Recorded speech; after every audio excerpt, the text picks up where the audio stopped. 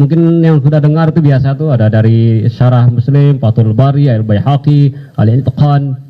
Yang pondok pesantren saya kira tahu lah ya. Yang tak pondok pesantren yang paling beli buku pinggir jalan kayak. Jadi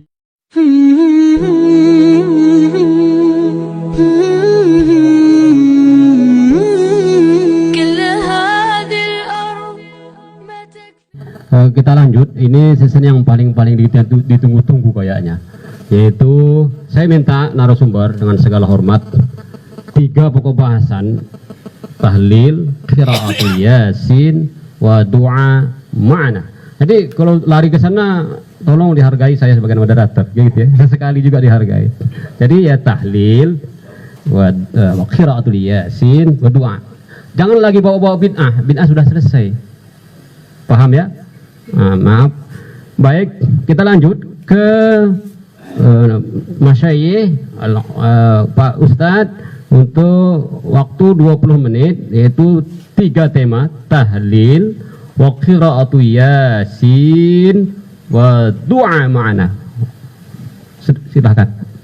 Bismillah, kita berbicara tentang masalah tahlilan. Kita dapati setelah kita membaca buku-buku dari mazhab Syafi'iyah, ternyata para ulama Syafi'iyah mengingkari masalah tahlilan.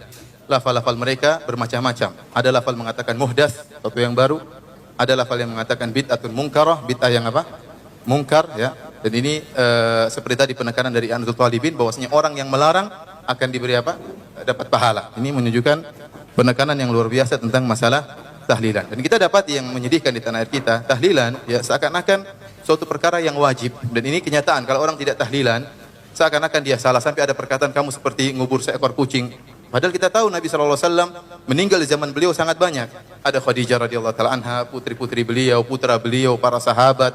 Kemudian di zaman Abu Bakar para sahabat. Tidak pun ada dalil bahwasanya mereka bertahlil seperti acara yang ma'ruf, seperti acara yang kita ritual yang kita laksanakan di tanah air kita 3 hari, 7 hari. Ini juga bilangan dari mana? 3, 7, 40, 100 dan tiap tahun. Ini semua yang menjadikan para ulama Syafi'iyah dengan tegasnya mengatakan bahwasanya tahlilan adalah bid'ah. Oleh karenanya kita mengajak kepada para ikhwan, para saudara-saudara kita dari Nahdlatul Ulama dan yang lain Ahlussunnah wal Jamaah untuk kembali kepada masalah ini, kembali kepada mazhab Syafi'i. Tidak ada salahnya dan ini memudahkan kaum muslimin. Akhirnya kita dapati orang yang tatkala harus tahlilan dia harus mengutang sana, mengutang sini. Sudah terkena musibah ditimpa lagi dengan musibah, harus apa? Membiayai 1 hari, 2 hari sampai hari ke-7, kemudian hari kesekian. Ini sangat merepotkan. Apalagi saya baca di internet sampai ada yang mencuri kabel gara-gara apa? Untuk mengadakan apa? Tahlilan. Ini kenyataan, merepotkan. Ya, merepotkan. Oleh karenanya disebutkan oleh para ulama Syafi'iyah, hal ini banyak dari Imam Nawawi, Imam Syafi'i, kemudian para ulama yang lain mengikuti bahwasanya tahlilan hukumnya tidak keluar dari bid'ah mungkarah, bid'ah yang apa? Mungkar. Ini menunjukkan bid'ah dhalalah, bid'ah yang sesat, bahkan orang yang melarang akan diberi pahala oleh Allah Subhanahu wa taala.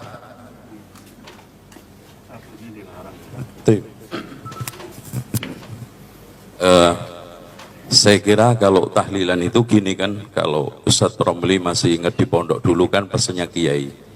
Jadi tahlilan itu dulu Mbah Wali itu kan mau memulai dakwah di sono masih Hindu Buddha. Daripada mereka itu setelah kematian itu ngumpul-ngumpul, minum, khamar dan yang lainnya, judi, dikumpulin, diajari doa pendek-pendek kan gitu Pak Ustadz ya. Diajari doa pendek-pendek sampai diantaranya ada di Jawa itu pikir ya kayuku ya kayumu. Ternyata setelah diusut-usut ya hayyuku ya hayyu ya qayyumu. Karena lidahnya orang Jawa itu susah ngomong lafaz Arab, jadi ya kayuku ya kayumu. Gitu.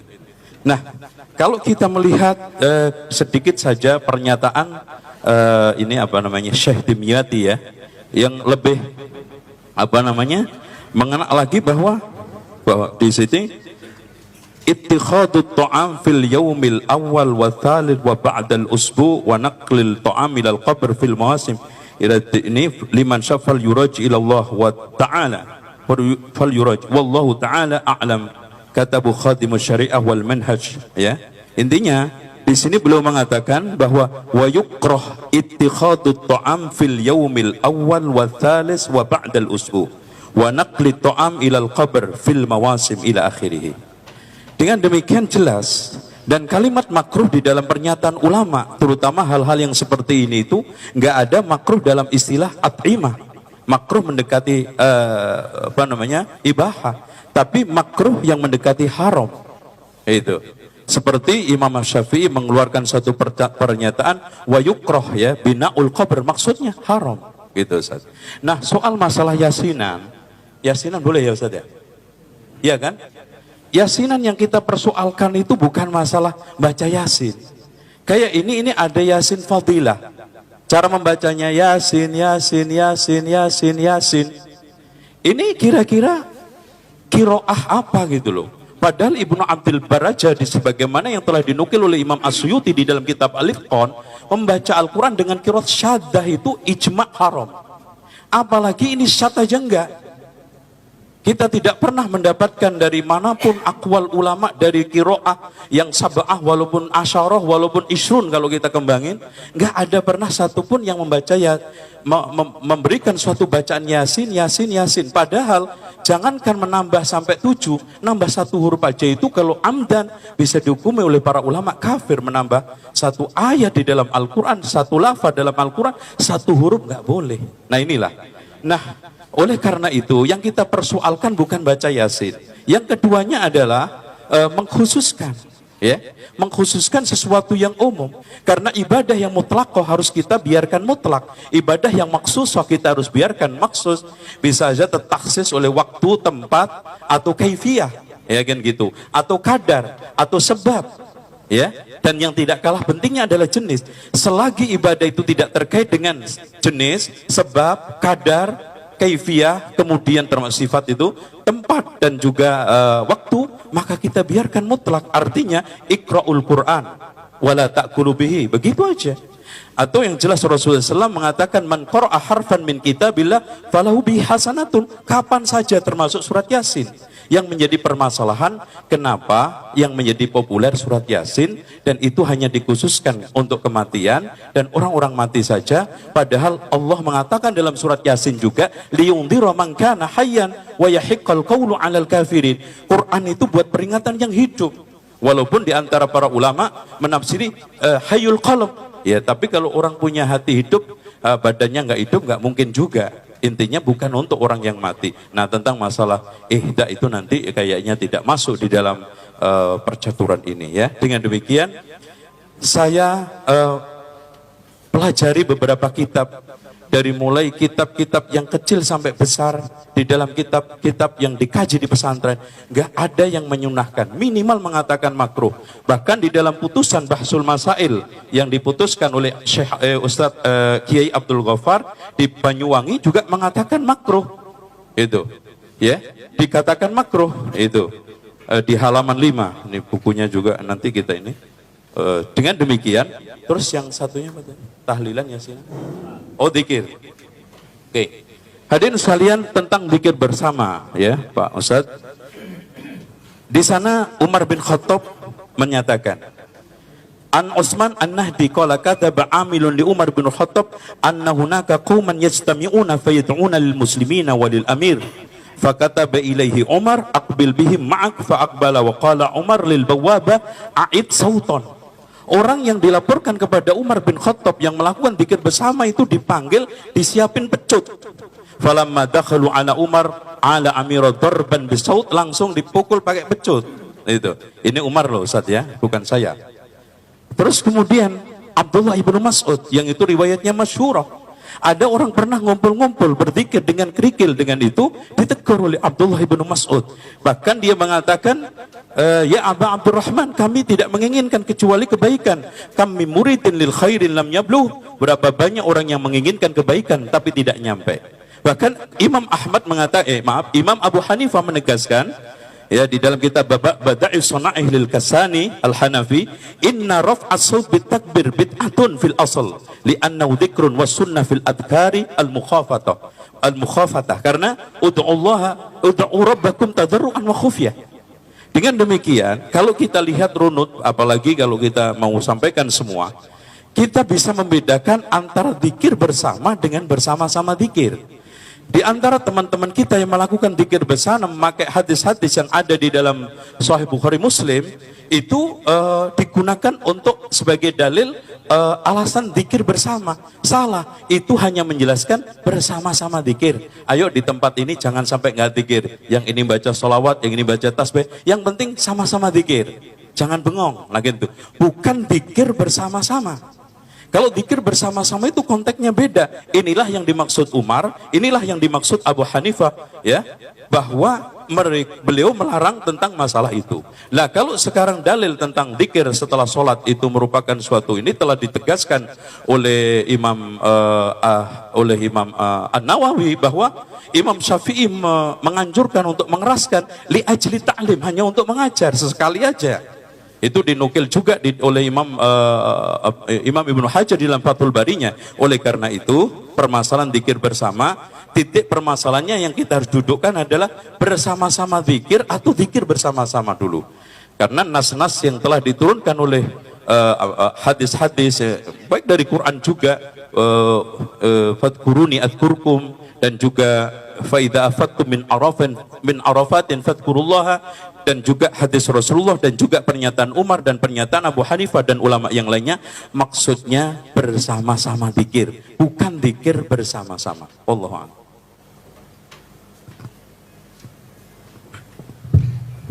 Alhamdulillah. Silahkan Ustadz narasumber yang kedua. Waktu dari jam 4 sampai angka 7. Terima kasih, silahkan. Terima kasih. Yang pertama masalah tahlilan. Ini yang dimaksud tahlilan itu makanannya, bukan bacaannya, bukan ihda'us shawabnya kan ya. Kan yang 7 hari itu yang dibicarakan di dalam kitab-kitab fikih itu memang hukumnya makruh. Makruhnya itu mengapa? Karena yang sunnah itu adalah tetangga memberikan makan kepada keluarga duka cita. Berdasarkan hadis isna'u li ali Ja'far tu'aman fa innahu qad atahum ma syaghalahum. Buatkan makanan untuk keluarga Ja'far karena mereka sedang berduka cita. Jadi yang sunnah tetangga memberikan makan untuk keluarga duka cita. Karenanya kalau dibalik keluarga duka cita membuat makan untuk tetangga, maka hukumnya makruh karena mukhalafah lis sunnah. Karenanya kata para ulama, ini alasannya karena memberatkan. Dalam teori usul fikih, al-hukmu yaduru ma'a illatihi wujudan wa adaman. Hukum itu akan selalu berputar bersama illatnya. Ketika illat itu ada, maka hukum ada. Ketika tidak ada, maka tidak ada. Karenanya kata para ulama, ketika hidangan makanan yang diberikan kepada jamaah itu murni dari keluarga duka cita, maka hukumnya makruh. Tapi kalau makanan itu bukan dari keluarga duka cita, dari tetangga, orang lain, maka tidak makruh. Karena sudah tidak memberatkan. Kaidah usul fikihnya seperti itu.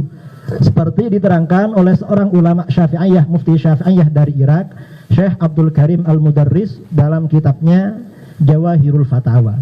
Nah, kondisi yang ada di Indonesia ketika ada orang meninggal, yang dikeluarkan itu tidak murni dari keluarga duka cita, tetapi banyak sumbangan dari tetangga. Bahkan dulu saya ketika teman-teman saudara Mundo kalau tidak punya beras mau dikirimkan, biasanya pinjam kepada orang yang keluarganya meninggal. Karena oleh orang diantari beras banyak sekali sampai berkuintal-kintal itu. Bahkan ketika kakak saya meninggal kintalan. Ini mungkin tidak tahu ini apa? Yang Ustadz Zainal udah tahu masalah ini. Jadi makruh ketika itu memang murni dari keluarga duka cita. Kalau dari luar maka tidak makruh. Yang kedua, seandainya ini makruh karena ini budaya tradisi, kalau ini dilawan akan menimbulkan gejolak. Dan itu tidak bagus. Kata para ulama, ada kitab seperti saya terangkan tadi, maaf, saya tidak berdalil dengan al-adah muhkamah. Tolong dicatat dalil saya. Jangan yang tidak saya katakan jangan katakan saya katakan. Imam Ibnu Muflih Al-Maqdisi dalam kitab Al-Adab Asy-Syar'iyyah mengutip dari Imam Ibnu Aqil dalam kitab Al-Funun, kata beliau, la yambaghil khuruj min adatin nas illa fil haram. Tidak sebaiknya meninggalkan adat masyarakat selama adat itu tidak haram. Jadi selama tidak haram, tidak sebaiknya meninggalkan. Mengapa? Ini bukan karena takut, tetapi berdakwah kepada masyarakat dengan pendekatan hati, dengan pendekatan lemah lembut. Mengapa? Dan ini yang dilakukan oleh Rasulullah SAW. Di dalam kitab itu diterangkan riwayat Bukhari Muslim, fa innar Rasulullah SAW tarakal Ka'bah wa qala laula hittanu qaumiki bil jahiliyah la fa'altu. Karena Rasulullah SAW membiarkan Ka'bah dan tidak melakukan rekonstruksi. Alasannya karena umat Islam baru meninggalkan masa-masa jahiliyah.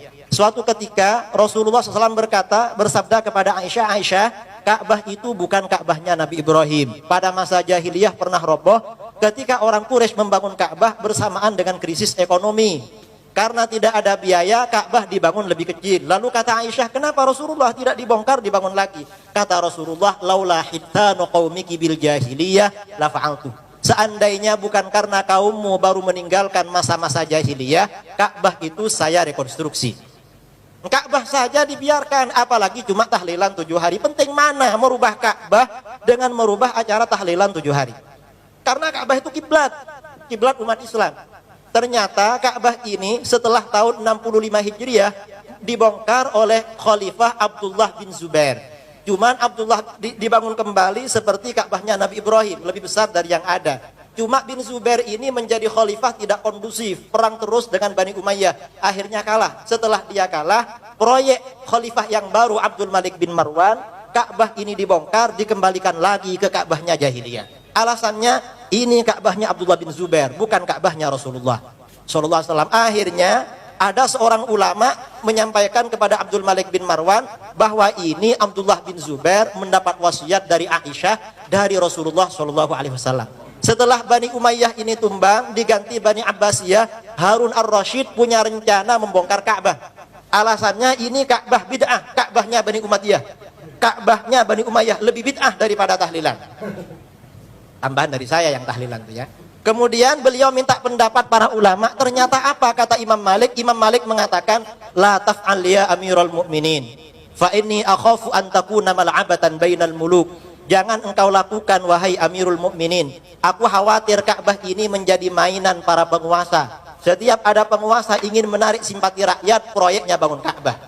Fatazula haibatuhu min qulubin nas, maka akan hilang wibawa Ka'bah dari hati umat Islam. Ka'bah sampai sekarang dibiarkan demi menjaga Ka'bah.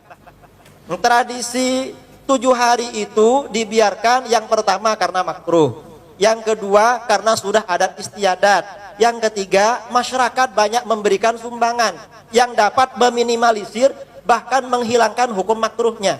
Kemudian yang keempat juga demi menjaga hebahnya ulama dulu, para kiai, para ulama, para masyayikh, pesantren-pesantren yang mungkin tempat mondoknya Ustadz Zainal Abidin sampai sekarang masih tahlilan. Ulama-ulama dulu saja membiarkan, ini cuma tahlilan 7 hari. Ka'bah saja dibiarkan, apalagi tahlilan. Dasar yang digunakan oleh para ulama masalah tradisi ini, Imam Ahmad bin Hambal tidak sholat qabliyatul maghrib. Mengapa? Li'annan nasa yungkirun. Karena orang-orang tidak percaya kalau ini sunnah, akhirnya beliau tidak sholat itu. Jadi bukan takut, tetapi menjaga tidak terjadi benturan dengan masyarakat. Itu cara di dalam berdakwah, bukan langsung bid'ah, syirik, bukan seperti itu. Kemudian saya kira masalah tahlilan saya rasa cukup. Yang ada di kitab I'anatut Thalibin itu pelajaran saya memang di pesantren. Yang masalah Yasin, mengapa kok cuma Yasin, kok bukan yang lain? Mengkhususkan sebagian surat itu tidak apa-apa. Ada seorang sahabat dalam riwayat Al-Bukhari, ketika menjadi imam di Masjid Quba, setiap rokaat membaca surah Al-Ikhlas sebelum membaca surat. Akhirnya dilaporkan, akhirnya oleh jamaahnya disuruh berhenti membaca surat Al-Ikhlas. Lalu katanya dia, kalau saya disuruh berhenti, saya memilih berhenti jadi imam. Tetapi jamaahnya keberatan kalau dia berhenti menjadi imam. Akhirnya dilaporkan kepada Rasulullah SAW. Oleh Rasulullah SAW ditanya, apa yang menghalangi kamu untuk mengikuti perintah kaummu? Katanya kamu setiap rakaat dalam sholat membaca surah Al-Ikhlas sebelum membaca surat yang lain. Lalu apa jawaban dia? Kata dia, inni uhibbuha ya Rasulullah, saya senang surat Al-Ikhlas. Lalu kata Rasulullah, hubbuka iyyaha adkhalakal jannah, cintamu pada surat Al-Ikhlas akan memasukkan kamu ke surga. Kata Al-Hafidz Ibnu Hajar, berdasarkan hadis ini boleh mentahsis sebagian ayat Al-Quran bimailin nafsi wal istikthari minhu, dengan kecondongan hati dan memperbanyak membacanya, dan itu tidak dianggap meninggalkan dan membenci yang lain. Biarkanlah orang membaca yasinan daripada orang tidak baca surat yasin. Apalagi memang surat yasin ini memang dianjurkan dibaca dalam hadis yang disahihkan oleh Ibnu Katsir ya, dalam tafsirnya riwayat Abu Ya'la, man qara'a yasin fi lailatin asbaha maghfuran lah isnaduhu jayyid, barang siapa yang baca surat yasin pada malam hari maka dosanya diampuni. Jadi memang berarti ini mengandung hukum masyru', dianjurkan membaca yasin tiap malam. Tiap malam membaca surat yasin. Orang-orang kita kalau tidak berkumpul kadang malas. Daripada tidak baca surat yasin, biarkan berkumpul, yang penting mereka baca surat yasin. Kemudian banyak dalil-dalil masalah surat yasin. Kemudian yang ketiga, ini kembali ke yasin fadilah. Ini sebenarnya persoalan lain. Mengulang yasin 7 kali itu bukan qiraah syadzah. Qiraah syadzah itu kalau yasin misalnya dibaca yasun, baru qiraah syadzah itu. Ini cuma takrir, cuma tardidil ayat. Mengulang-ulang bacaan ayat di dalam kitab-kitab hadis itu juga dilakukan oleh Rasulullah SAW dan para sahabat. Ada yang mengulang-ulang 1 ayat, ada yang mengulang-ulang 2 ayat sampai pagi. Coba baca di dalam kitab At-Tibyan, saya tidak hafal hadisnya itu. Coba dibaca di dalam kitab At-Tibyan. Nah, orang yang kemudian menyelah-nyelahi doa antara surat Yasin, menyelah-nyelahi doa antara Al-Quran itu juga tidak apa-apa. Rasulullah SAW ketika membaca Al-Quran, setiap ada surah yang menerangkan azab, ya ta'awwad. Kalau ada surah, ada ayat tentang rahmah, beliau memohon kepada Allah turunnya rahmat itu. Mungkin orang yang baca surat Yasin ada hajat khusus itu. Dan itu dianjurkan. Dan ini bukan berarti membaca Yasin fadilah itu dianjurkan. Tidak ada pernyataan ulama baca surat Yasin lebih afdal dari Yasin fadilah lebih afdal. Tidak ada. Cuma kalau membaca surat Yasin dengan cara seperti itu dan ada ijazahnya, insya Allah ada khasiatnya. Dan khasiat ini diakui oleh para ulama, termasuk dalam kitab yang disebutkan tadi, Al-Itqan fi Ulumil Quran, karangannya Al-Imam Al-Hafiz Jalaluddin As-Suyuti, ada bab khusus fi khawasil Quran. Bab yang menerangkan tentang khasiat-khasiat Al-Quran. Dan ini juga diakui oleh Syekh Ibnu Qayyim al-Jauziyah dalam kitabnya Zadul Ma'ad fi Hadyi Khairil Ibad. Kata beliau, wa minal ma'lum anna di kalamin nas manafi' mujarrabah wa fawaid mujarrabah. Ucapan manusia saja ada mantra-mantra, jampi-jampi itu ada khasiatnya. Fa kaifa bi kalamillahi rabbil alamin. Bagaimana dengan Al-Qur'an? Apalagi Al-Qur'an itu banyak khasiatnya. Mungkin yang baca surat Yasin fadilah karena tertarik dengan khasiatnya itu. Ya mungkin nanti akan tanya itu, dari mana dasarnya Al-Quran hadis itu khasiat. Nah, khasiat itu kan tidak harus dari Al-Quran dan hadis. Ada yang dari Al-Quran dan hadis seperti khasiat tentang maghfirah ya, bagi orang yang baca surat Yasin, atau mungkin bisa mengentaskan krisis ekonomi yang baca surat Waqiah. Kata para ulama, khawasul Quran itu bisa diperoleh dengan tajaribil salihin, pengalaman orang-orang saleh, wa ilhamatil arifin, dan ilham atau mukasyafah yang diterima oleh orang-orang yang arif kepada Allah Subhanahu wa taala. Bisa seperti itu. Kemudian masalah doa bersama, berkumpul-kumpul bisautin wahid, membaca Al-Qur'an dengan bisautin wahid, itu juga ada riwayat yang membolehkan. Misalnya hadis yang dijadikan sandaran oleh Imam Nawawi, majtama'a qaumun fi baitin min buyutillah yatluna kitaballah.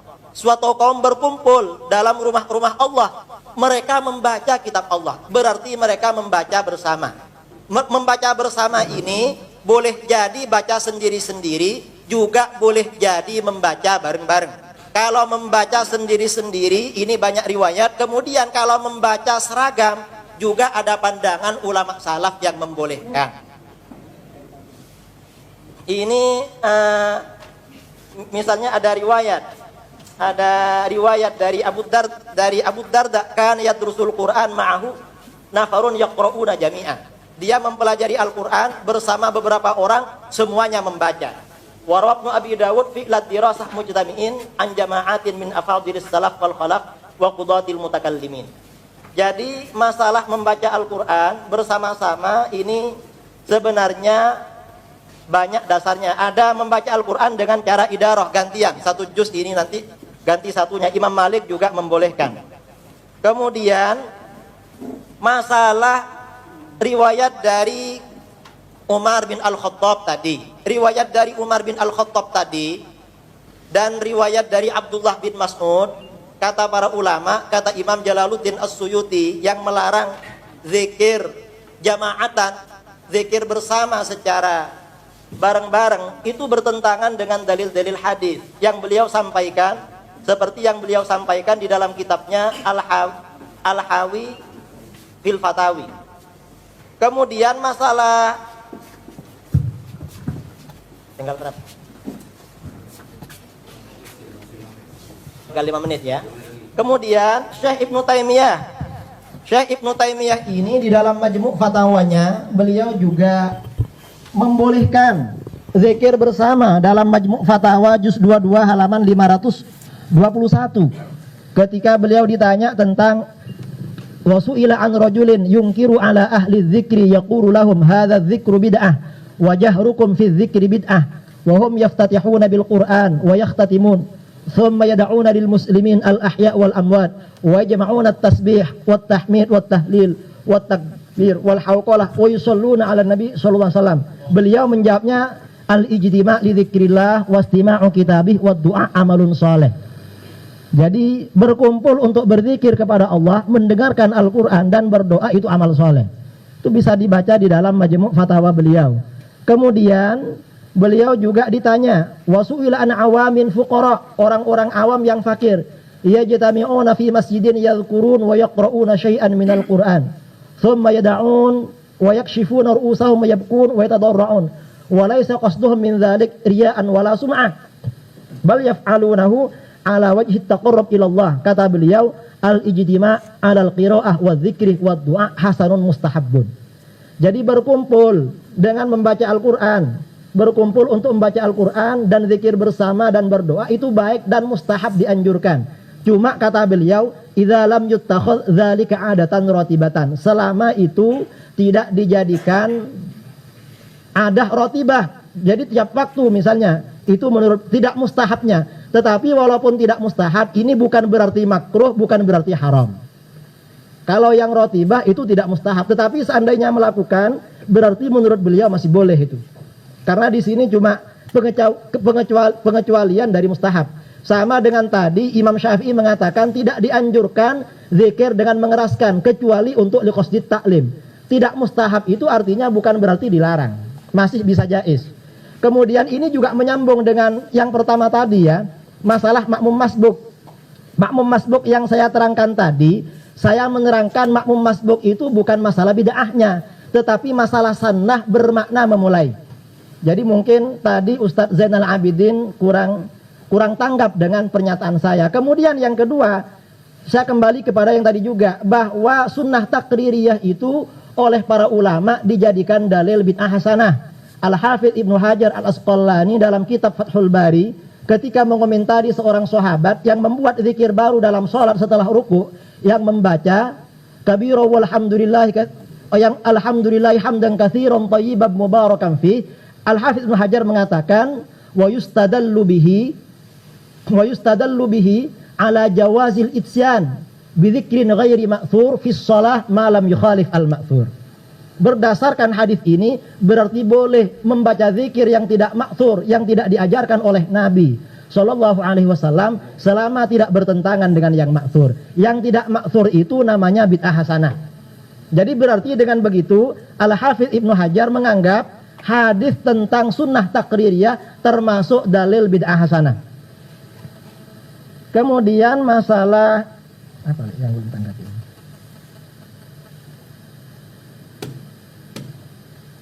Sudah semua.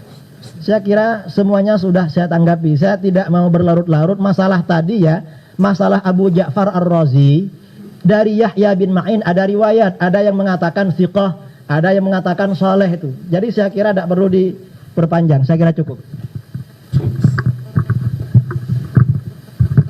Baik, kita break. Setelah pesan-pesan berikut ini, Pak Ustadz silakan minum, masyayikh, para tamu undangan.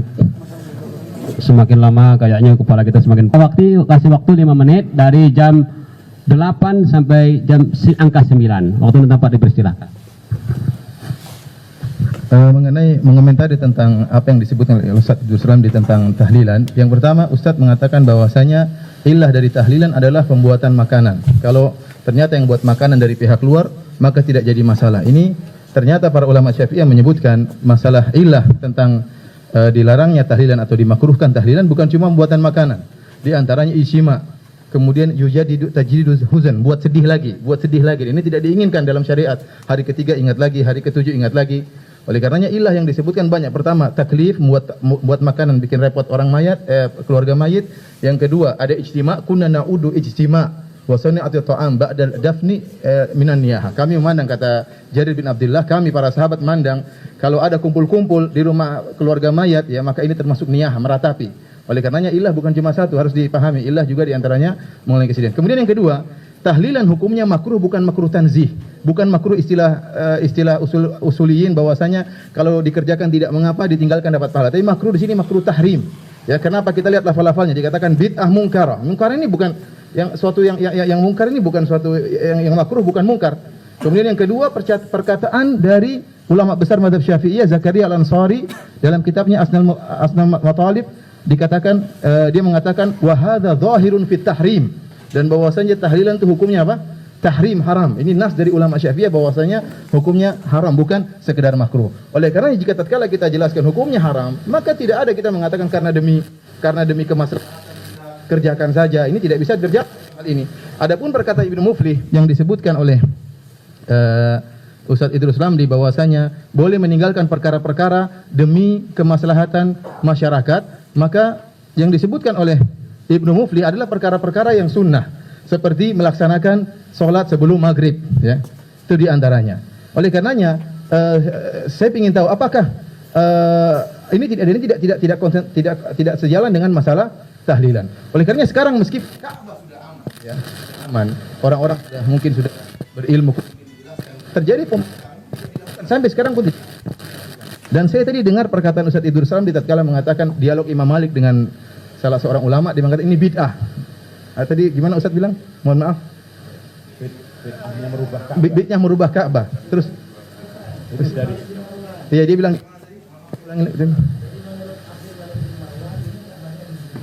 Antum tadi bilang lafal bid'ah. Masih ada apalagi bid'ah tahlilan. Anda tadi anda insyaallah ada rekamannya, kita lihat. Bid'ah antara Ka'bah dengan tahlilan. Nanti insyaallah kita lihat lagi, mungkin rekamannya ada. Oleh karenanya apa yang disebutkan dalil tentang perkataan Ibnu Muflih, karena itu perkara-perkara yang sunnah yang ditinggalkan tidak mengapa demi kemaslahatan. Adapun masalah yang haram yang bahasan. Saya lanjut. Maaf Ustaz, di dalam pernyataan At-Turtusi hadil athar, maksudnya majtama'a qaumun itu adalah taqtadi jawazal istima' li qira'atil Qur'anil Karim ala ma'na dars. Ya.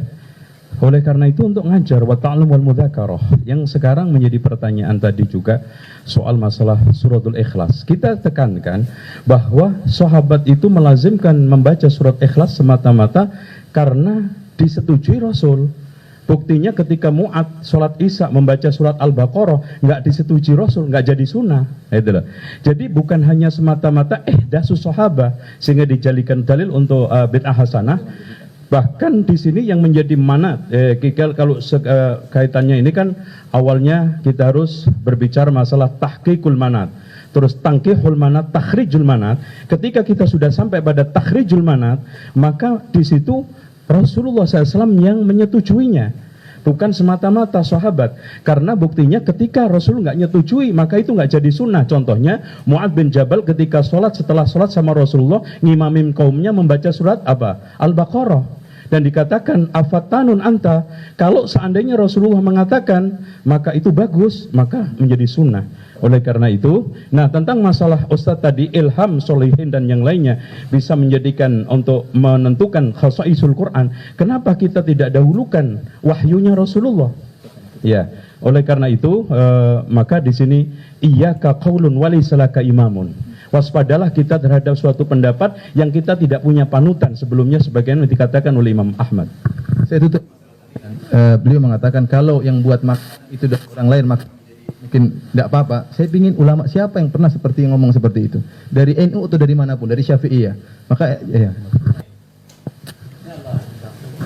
Baik, semakin lama semakin panas. Memang AC-nya tak kuat kayak ini. Lain kali Pak Kemenak tolong tambah AC Pak. Apa karena saya pakai jaket kali ya?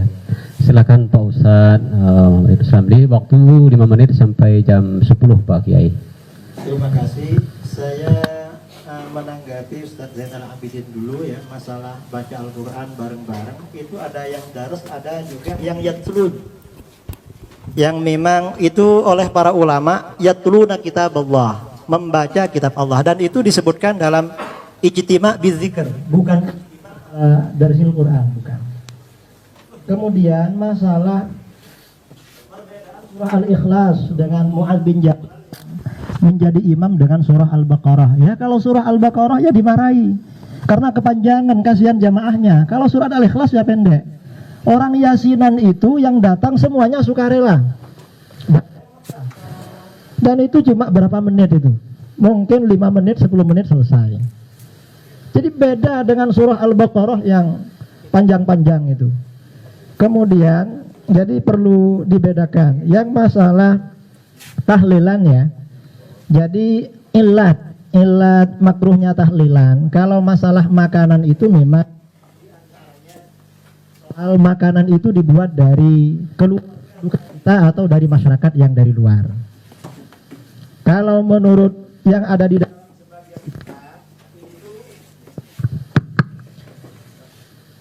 di dalam sebagian kitab Syafi'iyah disebutkan oleh Mufti Irak, Mufti dari Irak, Syekh Abdul Karim Al-Mudarris Asy-Syafi'i dalam kitabnya Jawahirul Fatawa.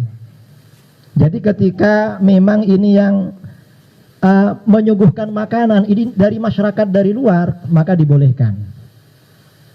Jadi tidak makruh. Tapi kalau masih ada dari keluarga duka cita, maka ini makruh. Ini menurut Syafi'iyah. Dan ini dibiarkan oleh para ulama. Apa lagi? Yang perlu tanggapi?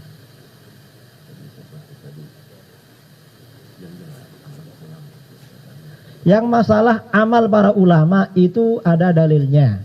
Jadi masalah khasiat-khasiat ayat Al-Quran itu dari para ulama, dari orang arif atau dari para ulama, sebagian dari hasil ijtihad mereka. Dan itu diakui. Syekh Ibnu Taimiyah diceritakan dalam kitabnya Madarijus Salikin. Ibnu Taimiyah mengatakan orang yang rutin membaca 41 kali ya Hayyu ya Qayyum la ilaha illa anta sebelum sholat subuh setelah fajar selama 40 hari, hatinya akan padam. Padahal itu tidak ada Al-Quran hadisnya. Tetapi itu tajribah, pengalaman. Kalau tidak pernah melakukan ya tidak tahu. Jadi misalnya kalau membaca ini sekian kali nanti bisa begini, itu pakai pengalaman. Dan di dalam kitab-kitab ulumul Quran tadi ya, ulumul Quran, Al-Itqan fi ulumil Quran, Al-Burhan fi ulumil Quran, itu diterangkan tentang fi khawasil Quran. Syekh Ibnu Qayyim al-Jauziyah dalam kitabnya At-Tibbun Nabawi, juga dalam kitab beliau Zadul Ma'ad, dan ini sebenarnya satu kitab, banyak menerangkan khasiat-khasiat ayat Al-Quran untuk kesembuhan. Padahal itu tidak ada Al-Quran hadisnya, tetapi murni ijtihad para ulama. Mengapa kita menerima ijtihad para ulama? Nah, ini ada permintaan dari teman saya 1 menit, tinggal 1 menit saja ya. Assalamualaikum warahmatullahi wabarakatuh. Alhamdulillahilladzi yunazzahu an simatul qudusi wal alwani wal kaifiyat. Wassalatu wassalamu ala sayyidina Muhammadin nizul mu'jizati zahirati alladzi hasal min nuri wujudul kainat. Ya, terima kasih atas waktunya, dan saya insyaallah hanya saya memberi masukan ya. Jadi setelah tadi dari berbagai macam paparan, ternyata amalan-amalan yang dibid'ahkan, dimusyrikan, itu semua ada dalil-dalilnya. Termasuk tadi kunut subuh segala macam, itu ada dalilnya, semua saya fotokopi. Nah, dalil apa itu masih tetap ada membid'ahkan dan memusyrikan? Yang ini yang jadi masalah. Sedangkan di dalam Al-Quran kan bilang keras ya, kalau kita ini halal, tapi itu akan mendapat siksaan yang keras nanti di yaumil qiyamah. Itu ada di surat An-Nahl ayat 116. Itu bisa dicari ya, wala takul dan seterusnya. Itu di tafsir Ibnu Katsir ya, jilid 3 halaman 590 itu. Di situ diterangkan itu. Ini cuman jadi mohon maaf. Nah, itu ya. Jadi tolonglah, karena di sini ada dalil ulama, apakah kita bersikeras ini ahli bid'ah, ini musyrik, nah ini jadi masalah. Ya Mas ya. Terima kasih.